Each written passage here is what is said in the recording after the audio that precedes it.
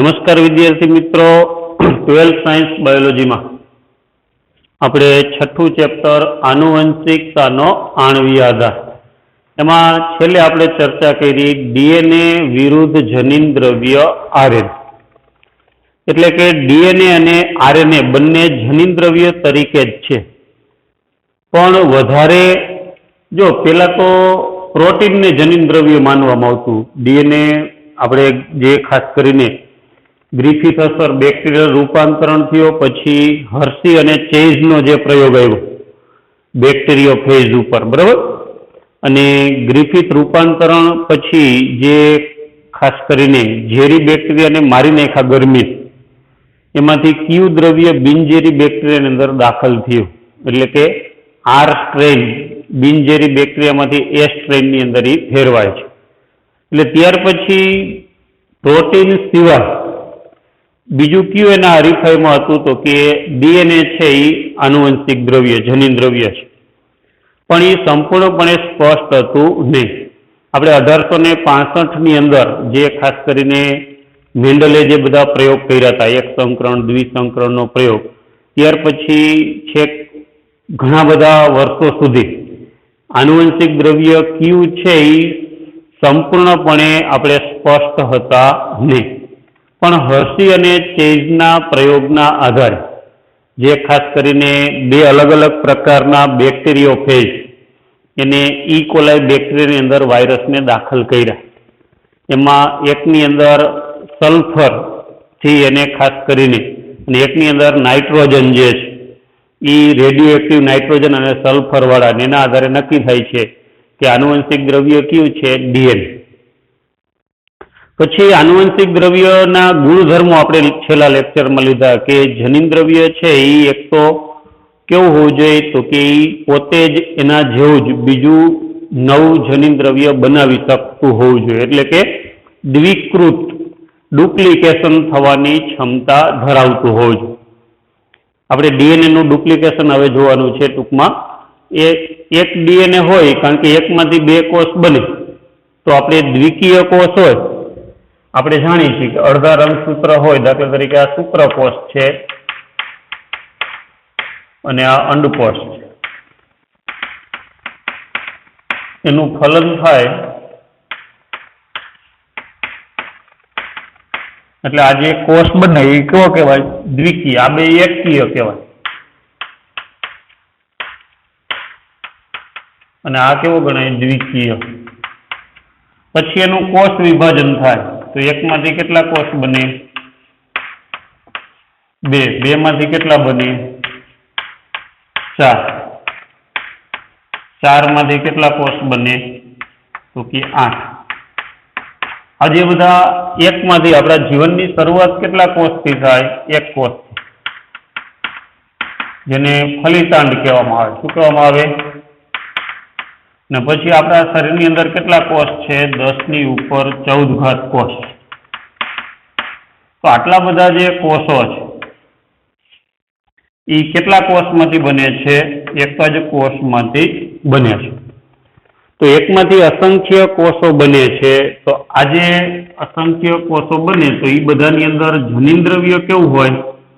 तो कि आ पेला कोषमां जे जनीन द्रव्य हतुं ने એટલું જ અને એવું જ જનીન દ્રવ્ય કેમાં હોય? દરેક કોષની અંદર જોવા મળે છે। તો એક કોષમાંથી અસંખ્ય કોષ બને છે તો એ દરેક કોષની અંદર જનીન દ્રવ્ય તેટલું જ અને તેવું જ જોવા મળે છે। તો એનું કારણ શું? તો કે વચ્ચે વચ્ચે આપણે કોષ વિભાજનની અંદર અગાઉ જોઈ ગયા હતા કે આંતરાવસ્થા આવે। આપણે 11માની અંદર આંતરાવસ્થાની અંદર G1, S અને G2 તબક્કો, G1, S અને G2 આ આખો ભાગ જે છે। પછી અહીંયા પૂર્વાવસ્થા, ભાજનાવસ્થા, ભાજનોત્તરાવસ્થા અને અંત્યાવસ્થા।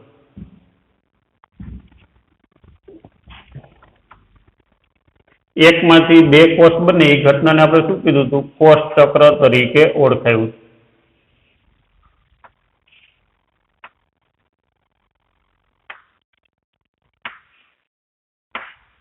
G1, S અને G2 અહીંયા આપણે આ પૂર્વાવસ્થા, ભાજનાવસ્થા, ભાજનોત્તરાવસ્થા અને અંત્યાવસ્થા. આખો ભાગ જે છે એને આંતરાવસ્થા કહેવામાં આવે. શું કહેવામાં આવે? આંતરાવસ્થા. ત્યાંથી આટલો ભાગ. તો એની અંદર આંતરાવસ્થાની અંદર આ એસ તબક્કો છે, એની અંદર શું થાય? ડીએનએ માંથી 9 ડીએનએ બને. આ 2n હોય એમાંથી 4n થઈ જાય. વળી પાછા બે કોષની અંદર કેટલું કેટલું વેચાઈ જાય? 2n.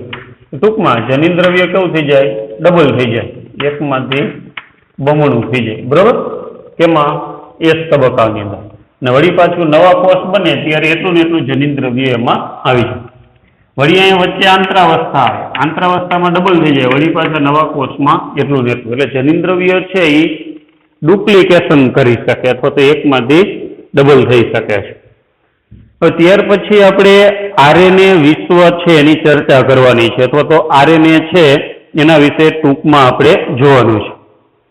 હવે આ બધી ચર્ચા ઉપરથી નક્કી થયું કે પ્રથમ આનુવંશિક દ્રવ્ય કયું છે? તો કે આરએનએ છે એને ગણવામાં આવે છે. આરએનએ વિશ્વ.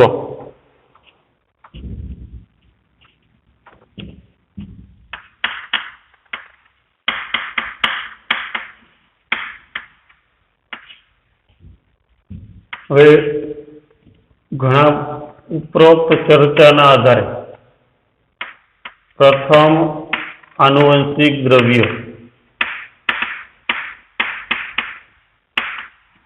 આરએનએ છે. પેલું આનુવંશિક દ્રવ્ય કયું છે? તો કે આરએનએ. આપણે અગાઉ જોઈ ગયા કે વાયરસ જે છે એની અંદર આનુવંશિક દ્રવ્ય કયું હતું? આરએનએ. એચઆઈવી છે, ટીએમવી છે, એની અંદર આરએનએ છે એ જોવા મળે છે.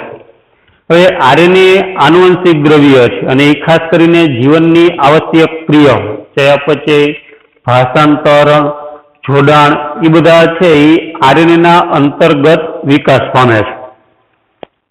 આરએનએ પ્રથમ આનુવંશિક દ્રવ્ય હતું અને પર્યાપ્ત જીવનની આવશ્યક ક્રિયાઓ, પ્રથમ આનુવંશિક દ્રવ્ય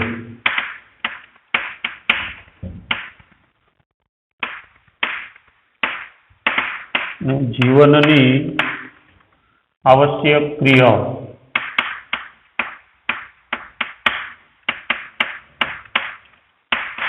જેવી કે ચયાપચય,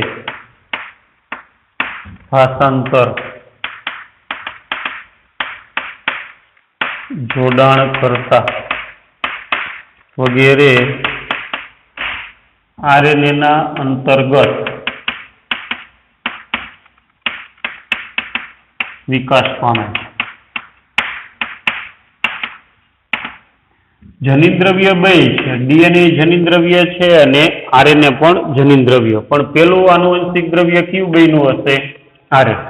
અને આપણા શરીરમાં બધી ચયાપચય ક્રિયા, ભાષાંતર કેને કહેવાય? પ્રોટીનનું નિર્માણ થયું ને એને શું કહેવાય? ભાષાંતર. પછી અલગ અલગ એકબીજા સાથે જોડાવા દ્રવ્યો, એ બધા પ્રક્રિયાઓ કેના આધારે જોવા મળે? આરએનએના આધારે જોવા મળે છે.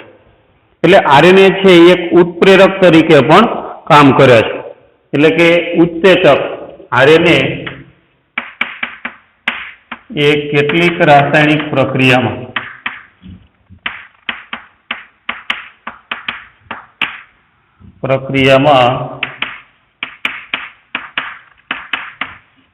ઉત્પ્રેરક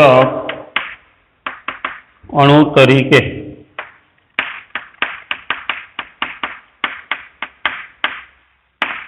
આરએનએ કેટલીક રાસાયણિક પ્રક્રિયામાં ઉત્પ્રેરક અણુ તરીકે કામ કરે છે. એટલે કે ઉદ્દીપક તરીકે. એમાં પ્રોટીન સંશ્લેષણમાં ખાસ એની ભૂમિકા નથી. એમાં ઉત્પ્રેરક તરીકે આરએનએ નું યોગદાન નથી.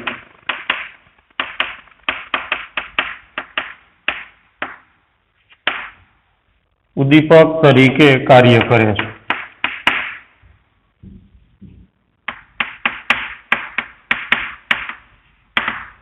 આરએનએ છે એ અમુક પ્રક્રિયાની અંદર શેના તરીકે કામ કરે? પ્રક્રિયાનો વેગ વધારે, એટલે કે ઉદ્દીપક જેવું કામ કરે છે.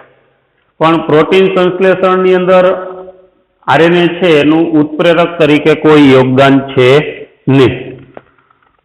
પછી આરએનએ છે એ પ્રતિક્રિયાશીલ હોવાથી અસ્થાયી છે અને આરએનએ ના રાસાયણિક રૂપાંતરણથી ડીએનએ ઉત્પન્ન થાય છે.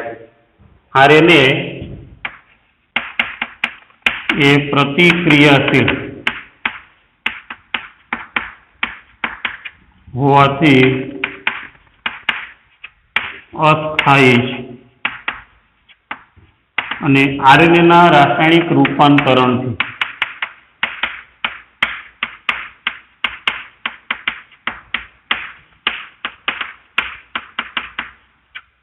ડીએનએ નું નિર્માણ થયું.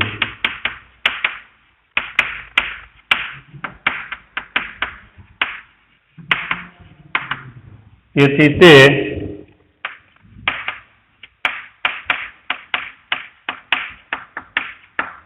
રાસાયણિક રીતે વધુ સ્થાયી છે.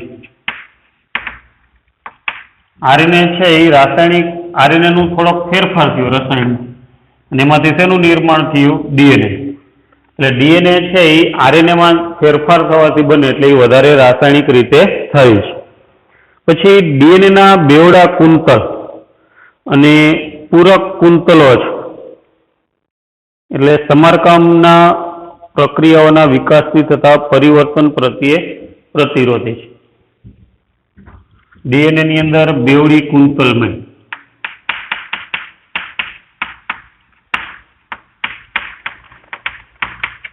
અને પૂરક કુંતલના કારણે સમારકામથી થતા વિકાસ પ્રત્યે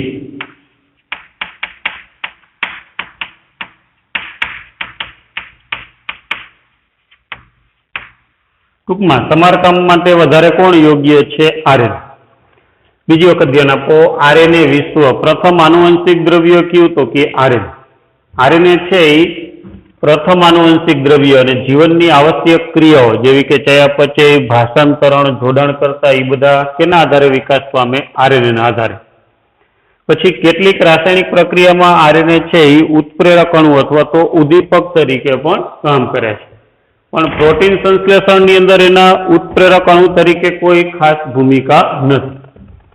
પછી આરએનએ પ્રતિક્રિયાશીલ છે, એટલે રાસાયણિક રીતે કેવો છે? અસ્થિર. અને આરએનએ ના રૂપાંતરણથી શેનું નિર્માણ થયું છે? ડીએનએ. એટલે એ વધારે સ્થિર છે. અને ડીએનએ ની અંદર બેવડી કુંતલમય રચના અને એક કુંતલને અનુરૂપ બીજું પૂરક કુંતલ હોય છે. એટલે સમારકામની પ્રક્રિયાથી જે વિકાસ થાય એમાં ડીએનએ છે એ પ્રતિરોધી તરીકે કામ કરે છે. તો આટલું લખી નાખો. પછી ડીએનએ નું સ્વયંજનન આપણે લઈ.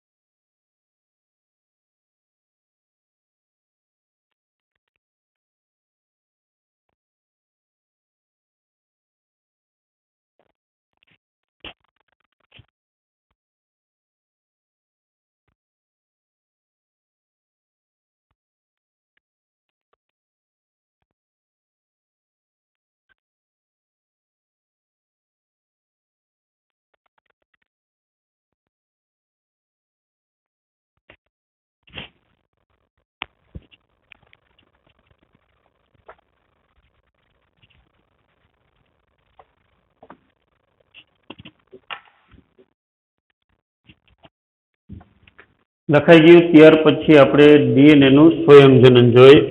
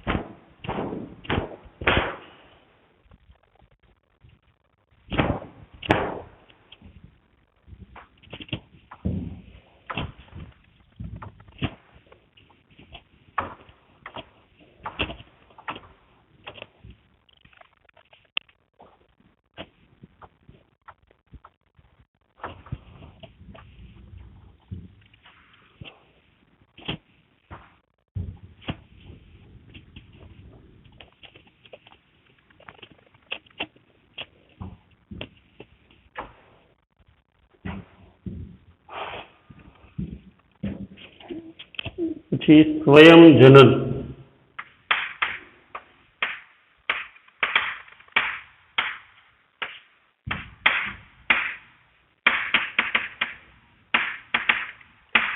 રેપ્લિકેશન. ડીએનએ નું સ્વયંજનન.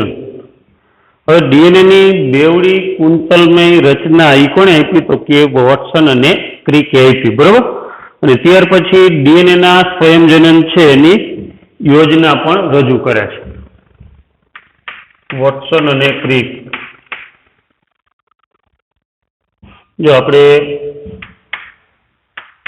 ડીએનએ ના બેવડી કુંતલમય રચનાની સમજૂતી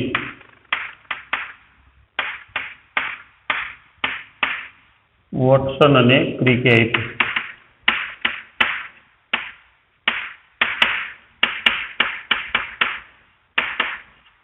ત્યારબાદ તે ડીએનએ નું સ્વયંજનન કેવી રીતે થાય તેની સમજૂતી આપે છે.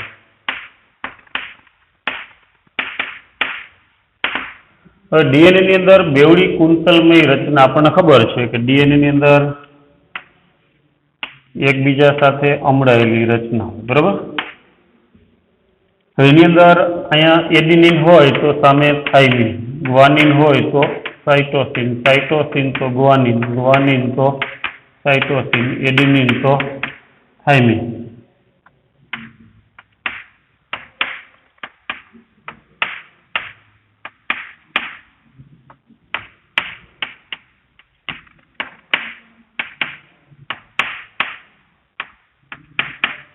આ રીતે ટૂંકમાં 5 હોય. બરોબર. એ લખ નાખ્યું સાઇટોસિન તો ગ્વાનિન.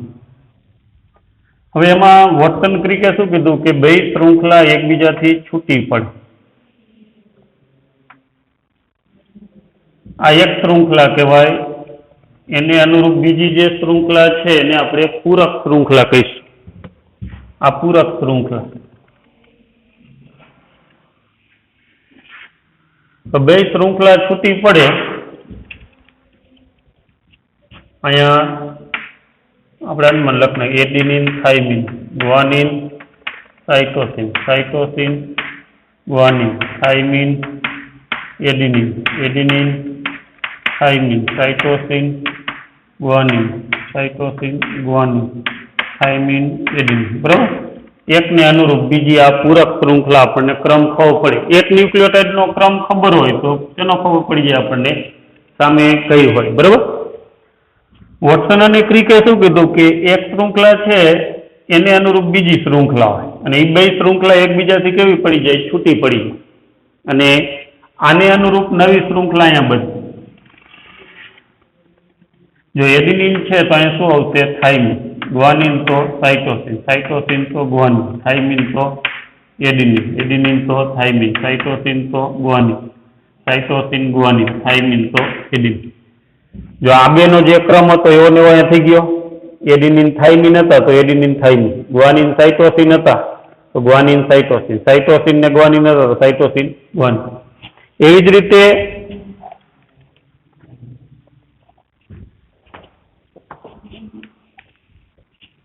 અહીંયા આપણે ક્રમ જોઈજો. અહીંયા થાઇમિન એ તો શું આવશે? Adenine, cytosine, guanine, guanine, cytosine, adenine, thiamine, thiamine, adenine, guanine, cytosine, guanine, cytosine, adenine, thiamine. તો અહીં જો આ એડિનિન થાઇમિન હતા તો અહીંયા ક્યાં થઈ ગયા? Adenine thymine. ગ્વાનિન સાઇટોસિન હતા તો ગ્વાનિન સાઇટોસિન, સાઇટોસિન ગ્વાનિન હતા તો સાઇટોસિન ગ્વાનિન. આમાં એ જ રીતે જો એડિનિન થાઇમિન હતા તો એડિનિન થાઇમિન, ગ્વાનિન સાઇટોસિન તો ગ્વાનિન સાઇટોસિન. હવે આમાં એક શૃંખલા કેવી થઈ ગઈ? આ જૂની પિતૃ શૃંખલા કહેવાય અને આ નવી શૃંખલા બની. એ જ રીતે આમાં એક પિતૃ શૃંખલા થઈ અને આ કેવી શૃંખલા થઈ? નવી. આને અર્ધ રૂઢિગત કહેવામાં આવે. કેવું કહેવાય? અર્ધ રૂઢિગત તરીકે ઓળખવામાં આવે છે. હવે વોટસન ક્રિકે કેવું કથન આપ્યું હતું કે વિશિષ્ટ જોડની જાણકારી પછી આનુવંશિક દ્રવ્યના નવા સ્વરૂપના નિર્માણની પ્રક્રિયાઓ છે એના સુજાવથી બચી શકાતું નથી. વિશિષ્ટ જોડની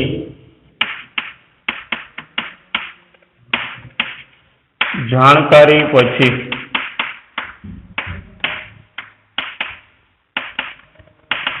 આનુવંશિક દ્રવ્યના નવા સ્વરૂપની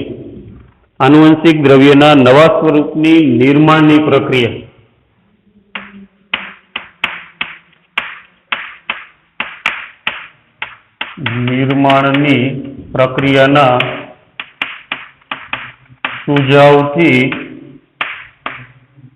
બચી શકાતું નથી. આવું કોણે કીધું? વોટસન ને ક્રિકે. ક્યારે? 1953. એટલે કે આવી જોડની જાણકારી મળી ગઈ આપણે ડીએનએ ની અંદર.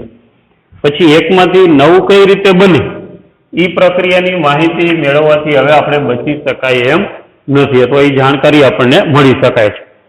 હવે વોટસન ક્રિક શું કહે છે? તો કે બંને શૃંખલા અલગ પડે છે અને ટેમ્પલેટ તરીકે કાર્ય કરે છે. તેના મત મુજબ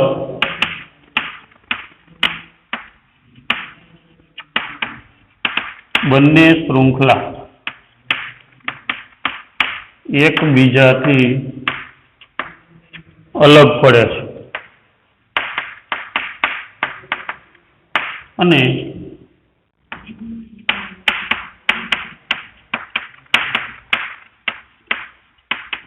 ટેમ્પલેટ શૃંખલા તરીકે કાર્ય કરે છે. ટેમ્પલેટ એટલે બીબુ અથવા ફર્મો કહેવાય. બીબુ કહેવાય.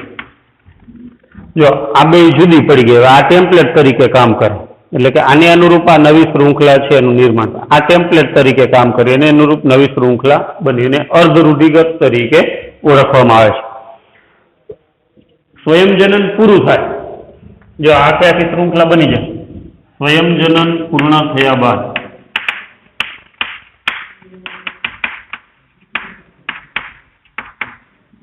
નવા ડીએનએ માં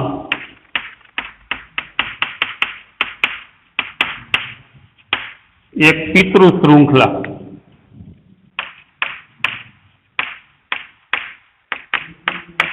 અને એક નવી શૃંખલા હોય છે.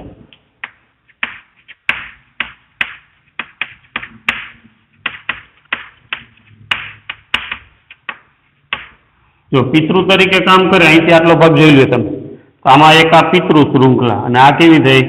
નવી. આ ભાગ લઈ લ્યો આમ, તો આમાં આ પિતૃ શૃંખલા થઈ ને આ કેવી થઈ? નવી. એટલે સંયોજન પૂરું થાય એટલે એક શૃંખલા કેવી હોય? પિતૃ શૃંખલા ને એક નવનિર્મિત શૃંખલા છે એ આવેલી હોય છે. આ જે ડીએનએ ની સંયોજનની પ્રક્રિયા છે એને અર્ધ રૂઢિગત તરીકે ઓળખવામાં આવે છે. આ ડીએનએ ના સંયોજનની પ્રક્રિયાને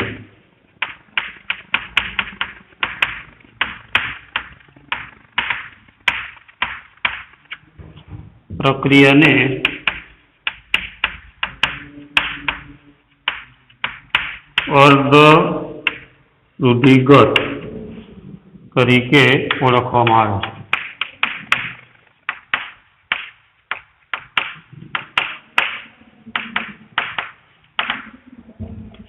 બીજી વખત ધ્યાન આપો જો ડીએનએ નું બેવડી કુંતલમય શૃંખલાની સમજૂતી, ડીએનએ નું રેપ્લિકેશન અથવા સંયોજન, એ કોને માહિતી આપી તો કે વોટસન ક્રિકે.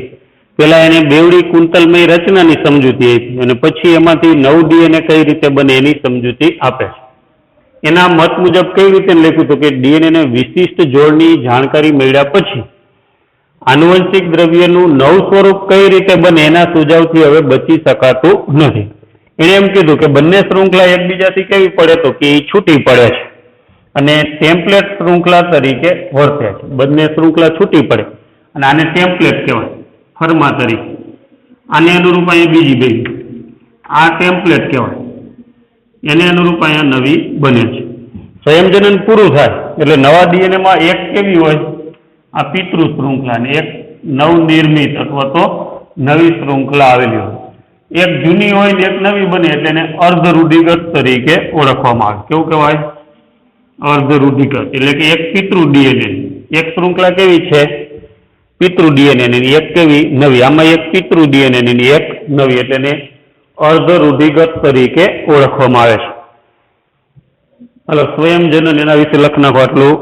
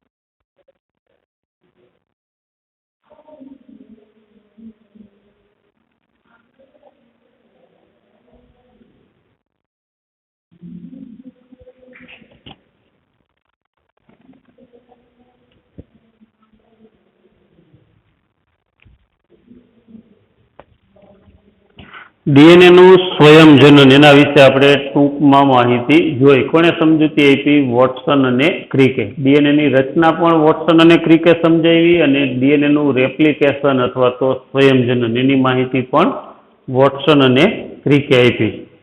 અહીંયા આપણે ચેપ્ટર છે એ આગળ વધારે આપણે આગળના લેક્ચરની અંદર જોશું. અહીંયા આપણે રાખશું.